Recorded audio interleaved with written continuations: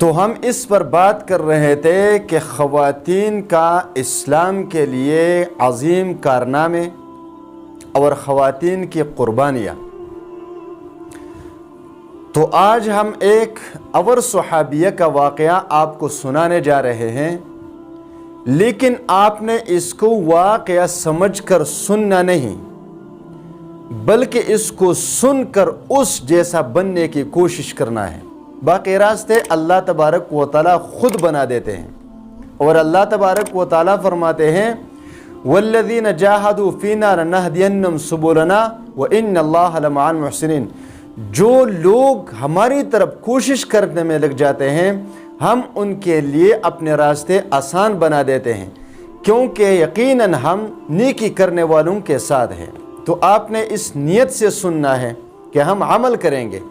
اور اپنا مقام اور مرتبہ پہچاننا ہے، اور پھر اسی طرح بننا ہے جس طرح اللہ اور رسول چاہتا ہے۔ تو دیکھیے، فتح مکہ سے پہلے مسلمانوں پر کفار قریش کی طرف سے قسم قسم کے ظلم ڈھائے گئے تھے، اور انہی ظلم کا شکار آپ صلی اللہ علیہ وسلم خود بھی ہوئے۔ تو ان میں سے بعد میں اسلام کے ایک عظیم سپاسالار حضرت عکرمہ رضی اللہ تعالیٰ عنہ بھی شامل تھے، کہ انہوں نے بھی آپ صلی اللہ علیہ وسلم کو اور صحابہ کرام کو بے انتہا اذیتیں دی تھی۔ جب سن 8 ہجری میں مکہ فتح ہوا تو ان کو اپنے جرائم کے بارے میں علم تھا کہ میں نے اتنے جرائم کیے ہیں، مسلمانوں کو اور حضور صلی اللہ علیہ وسلم کو اتنے تکلیفیں دی ہوئی ہیں کہ میں معافی کا قابل نہیں، مجھے تو پکڑ کر سیدھا قتل کر دیا جائے گا، اور مجھے کوئی معافی آپ صلی اللہ علیہ وسلم کی طرف سے نہیں ملے گی۔ تو وہ مکہ مکرمہ سے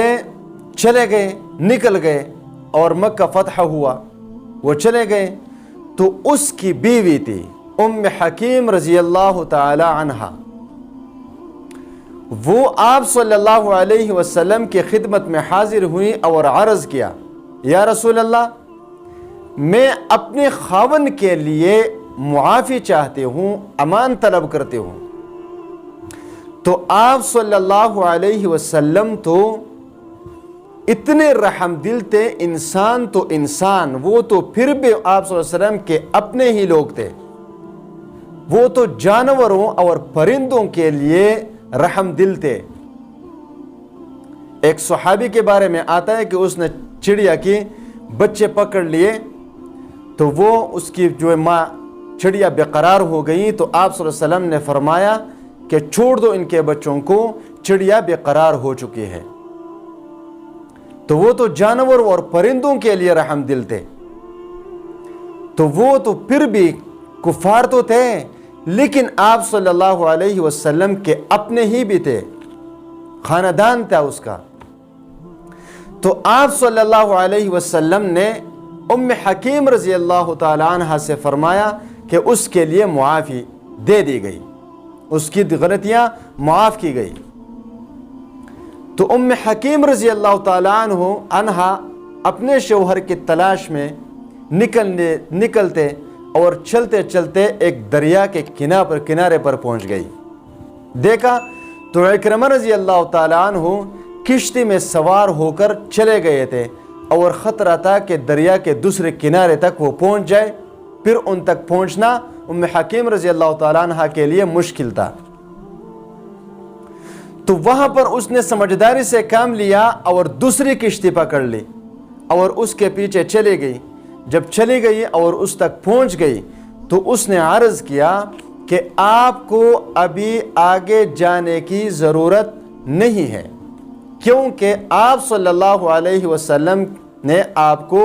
معافی کا اعلان کر دیا ہے کہ آپ کو معاف کر دیا گیا ہے، اور چلو ہم آپ کو واپس آپ صلی اللہ علیہ وسلم کی خدمت میں پہنچا دیتے ہیں۔ تو غرض وہ اپنے شوہر کو لے کر آپ صلی اللہ علیہ وسلم کے خدمت میں پہنچ گئی، اور اسی وقت حضرت اکرمہ رضی اللہ تعالی عنہ نے کلمہ پڑھ لیا اور مسلمان ہو گئے، اور پھر بعد میں اسلام کے لیے اس کے انتہائی اہم کردار ہے، اور جو ہے نا اس کے بہت سارے جو ہے نا خدمات ہیں۔ تو اگر آپ اس واقعے پر ذرا غور کریں گے تو آپ کو آسانی سے معلوم ہو جائے گا کہ حضرت اکرمہ رضی اللہ تعالی عنہ کو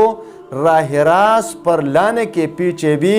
ایک خاتون کا ہاتھ ہے، اور وہ ہاتھ ہے اس کی بیوی حضرت ام حکیم رضی اللہ تعالی عنہ کا۔ تو اس سے آپ اندازہ لگا سکتے ہیں کہ خواتین کا کتنا اہم کردار ہے اسلام میں، خصوصاً اپنے شوہروں کو کامیابی کے عروج تک پہنچانے کے لیے۔ تو آپ اس سے آسانی اندازہ لگا سکتے ہیں۔